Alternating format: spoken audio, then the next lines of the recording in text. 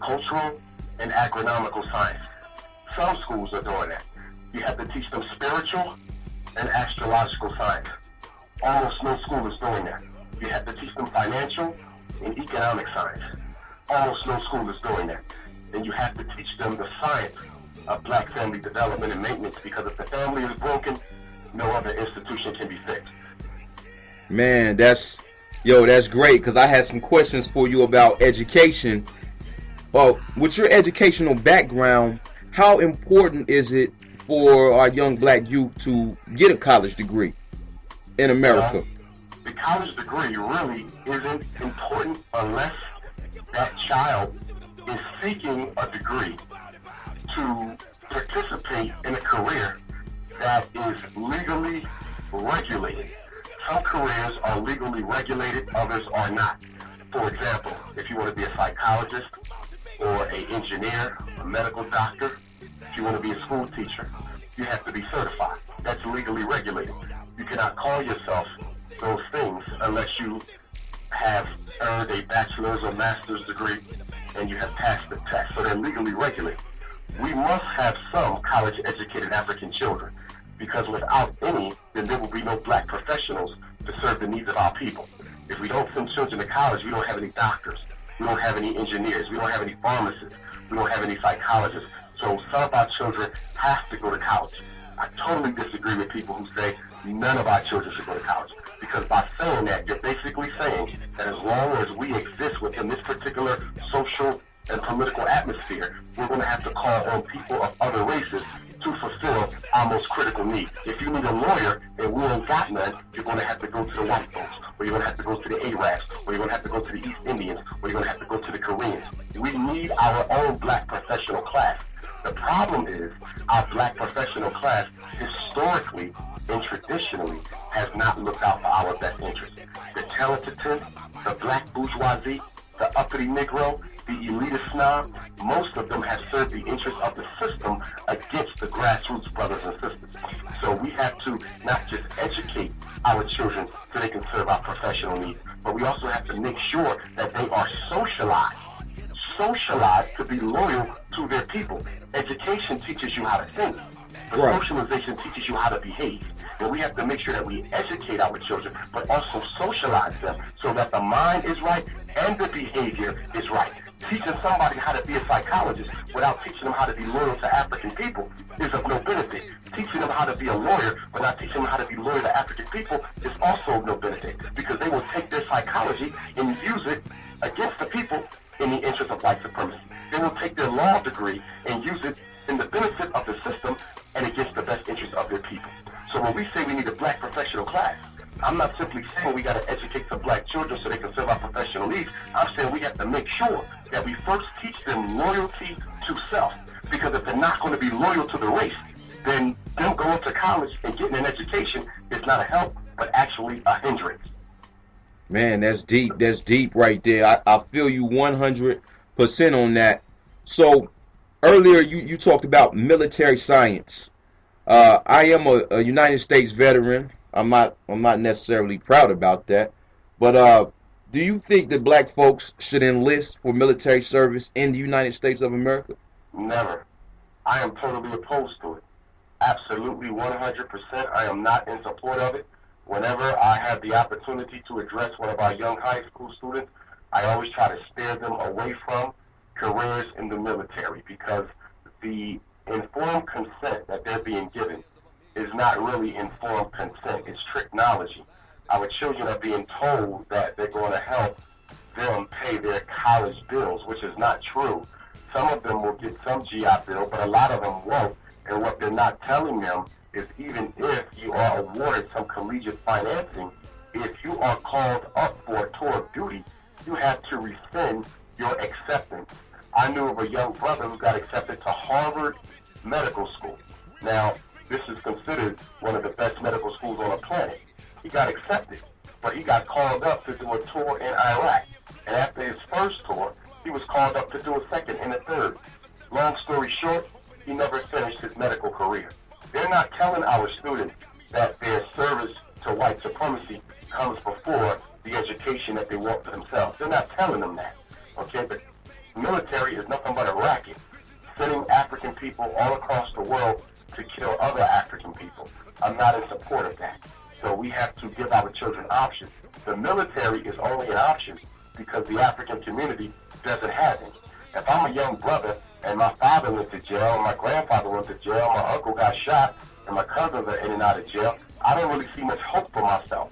If a white man is going to come to me and say, hey, we can change your whole life around, all you have to do is join the military, that sounds pretty appealing when you don't have any other out. We're not telling our young people about trade school. That's really the direction that we really need to be going into the building trades, because we have a surplus of college-educated black people who can't find work. So we have to be careful. That's why we have to be strategic about sending our children to college. What we're supposed to be doing, if we were organized, is we would take a community inventory of our needs. We would look at the amount of nurses we have. We would look at the amount of carpenters we have.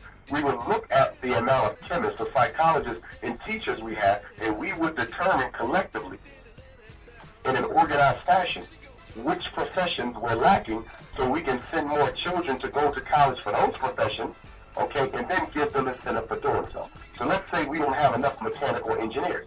So we might influence our young people to go to college into mechanical engineering, provide them with scholarship money, and then they come back and work on behalf of the people, because it was the people who helped pay their way through college.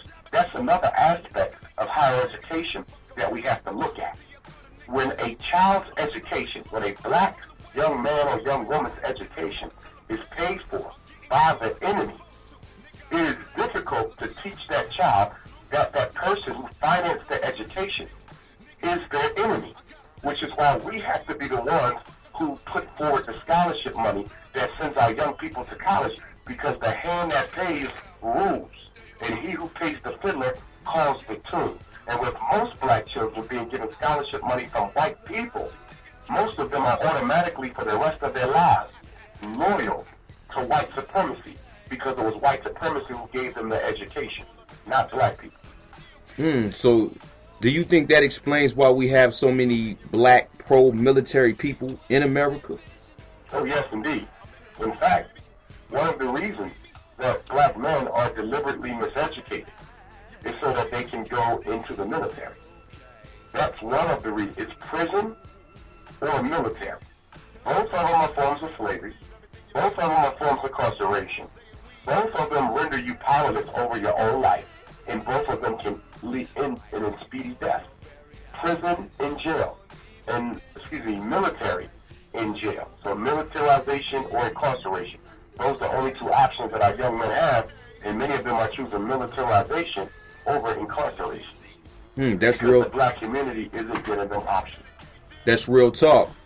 And like right now in America, we have a high dropout rate amongst black males. I dropped out of high school, but I did go back and get my GED, and I'm working on getting my bachelor's degree.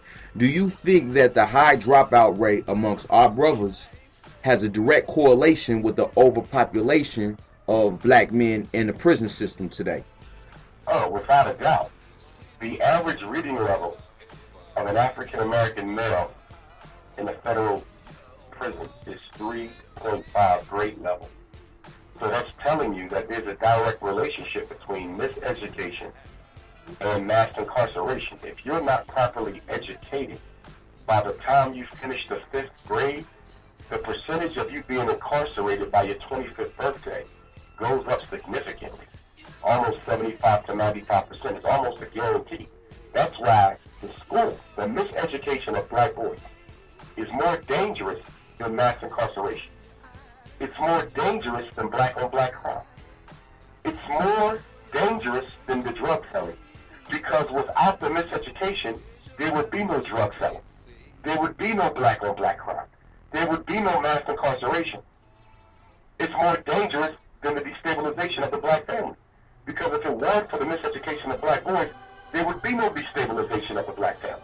Now, there's other factors that go into play, so I don't want to oversimplify the issue, but I do want to make sure we underscore the pivotal role that miseducation has in the mass incarceration, the stabilization of the black community, the homicide rate, the gun rate, and the drug selling rate, which means that all these other things are secondary problems. Not really problems, but symptoms. They're symptoms. Those are things that happen when the problem exists, and the problem is miseducation. If we could fix the education of black men and our girls, but the war is primarily against the boys, if we could fix the education of African American boys, you would, by doing so, revolutionize black existence in America.